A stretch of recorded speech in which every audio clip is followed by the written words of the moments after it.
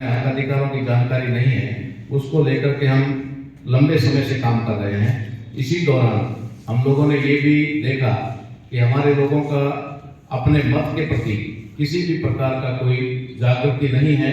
और जागृति ना होने की वजह से उनका जो मत है वो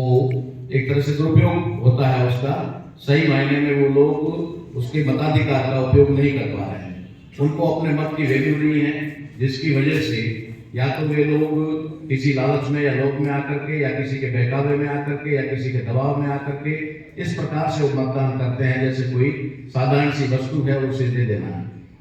ये हम लोगों को समझाने का हमारा, जब हमने पहले जाना तो उसके बाद में हम लोगों ने एक अभियान शुरू किया कि जब तक हम हर वोटर को जाकर के, हर निर्वाचक को जाकर के ये नहीं बताएंगे कि आप लोगों के मत की वैल्यू क्या है, आपका वोट क्या बेचने की चीज है, आपका वोट क्या किसी के दबाव में या किसी के थोड़े नोटे से देने वाली चीज है।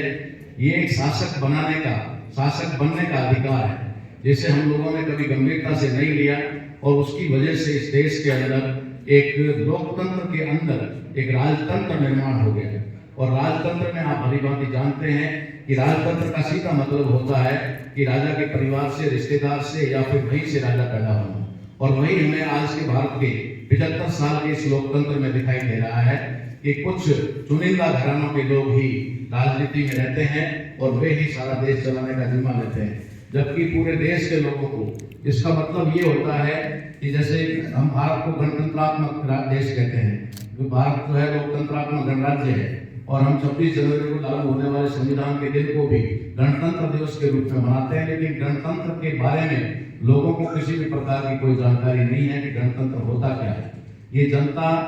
द्वारा, जनता का और जनता के लिए जो शासन होता है, लेकिन यहाँ पर जनता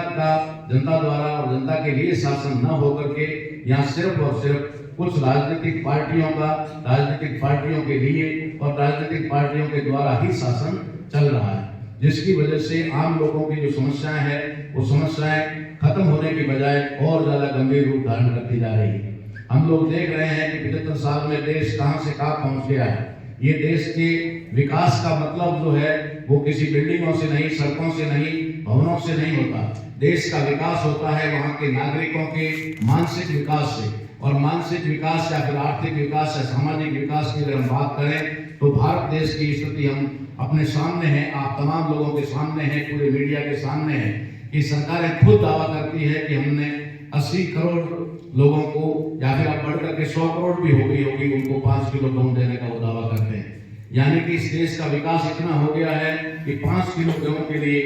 देश के लगभग 90% लोग मोहताज हैं, और ये कहते हैं कि हम विकास कर रहे हैं। इसलिए हम लोगों को, हमारे लोगों को, जो भी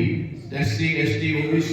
और माइनॉरिटी के जो लोग हैं, यानी चारों वर्गों के और 56 कौम के जो लोग हैं, उन 56 कौम के लोगों को हमने तय किया कि हम घर घर जाकर के जगाएंगे। ये शुरुआत है, चाहे वो शुरुआत थोड़ी किसी से हो रही हो, लेकिन अंत तक ये सभी लोगों में जाएगी। और पूरे देश के लोगों के अंदर हमने भी 150 जगहों पर पूरे देश में इस अभियान को शुरू किया हुआ है। बाड़मेर और जैसलमेर की जिम्मेदारी इस लोकसभा क्षेत्र की हमने ली है। बाकी जगह हमारी सारी टीम जो है वो इंडिया में काम कर रही है। बाकी के सारे हमारे जो समवैचारिक और समुद्देश्यात्मक संगठन हैं, वे तमाम संगठन भी इस अभियान को शुरू कर चुके हैं। और हम पूरे के पूरे देश के अंदर 543 लोकसभा क्षेत्रों के अंदर ये मतदाता जागरूकता अभियान या मताधिकार जागरूकता अभियान चलाएंगे, और उसकी वजह से हम लोगों को ये अपने वोट की वैल्यू, वोट की अहमियत बताएंगे।